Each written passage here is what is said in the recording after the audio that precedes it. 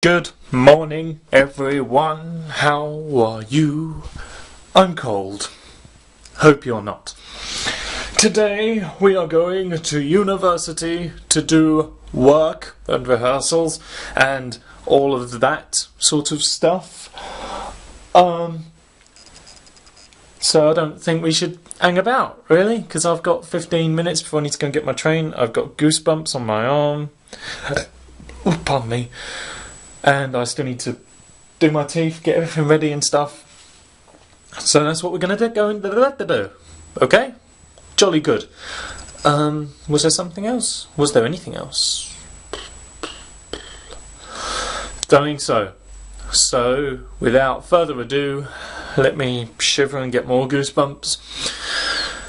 And let's get ready to rumble. No, for uni. Let's get ready for uni.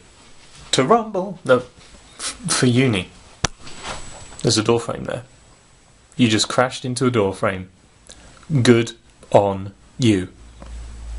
Silly Billy. Super Mario 64 had an awesome soundtrack, didn't it? It was so good. Like, the underwater theme.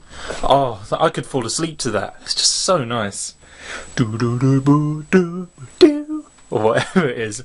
Oh, it just makes me feel so sleepy. I could fall asleep to it. It's great. The other one I'm thinking of, but isn't Mario 64, is the Rainbow Road. The Rainbow Road song from pretty much every Mario Kart, I assume, but the first one in particular. The kind of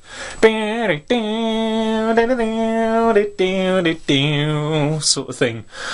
Oh, so good. You don't get that kind of thing nowadays. Excuse me while I put on a glove. Ugh.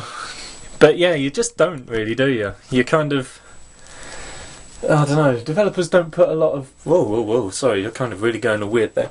Developers don't put a lot of thought into soundtracks these days, and it's a shame because the soundtrack's part of it, you know, that's what gives you more of an experience. It's a shame, because a good soundtrack really can elevate a game, if you get what I'm saying. Like, it sets the atmosphere down a bit. Thank you. It sets the atmosphere up, and I don't know. I think if you've got a rubbish soundtrack, then you've kind of almost got a rubbish game, really. And it's a shame. There needs to be a better kind of appreciation for the soundtrack in games, and there needs to be more of a focus on it, I feel. I think the most recent game I played, which had a brilliant sound effect, was VVVVVVV. But I can't remember.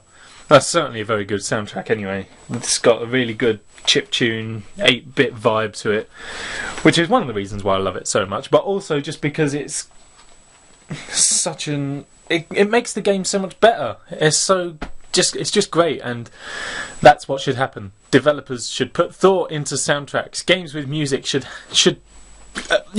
say, I have music, listen!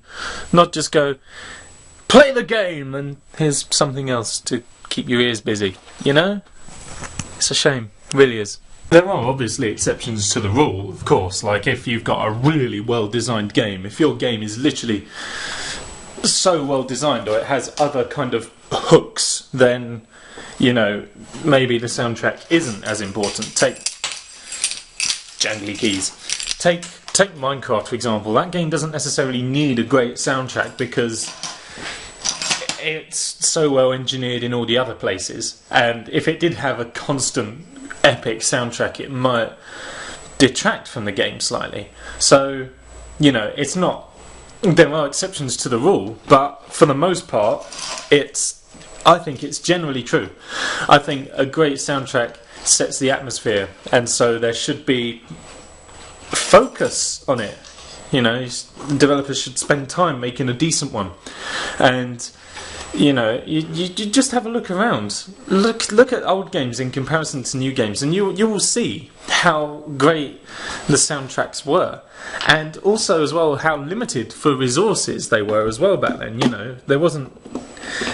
Like, take all the old 8-bit games and stuff. The music for those games, like on the Commodore 64 and things like that, that wasn't just, you know, played on a keyboard and recorded and then inserted into the game. You know, every individual note was programmed, not even with MIDI keyboards, it was programmed into the game itself. So, you know, if they could do it then with much less resources and much more intensive work, surely it can be done now. Surely. Back home after what was a very productive day at uni, actually. To the point where I wanted to stay and carry on working, which, you know, is a first time in a long time, or may even actually be a first time. I can't remember. So yeah, it was really productive. It was really good. Got a few things I need to do now to contribute to it. I need to have a look at some costume stuff. Whoopsie daisy. Have a look at some costume stuff and work out some of the audio for it. But yeah, it was pretty good. Pretty good indeed. I've also got to get stuff ready for maybe a brief little recording session. Who knows? We shall see, shan't we? Yes, we shall. Do you remember a couple of vlogs ago I told you about a Facebook page called DappledDoe Art and Design? If you don't,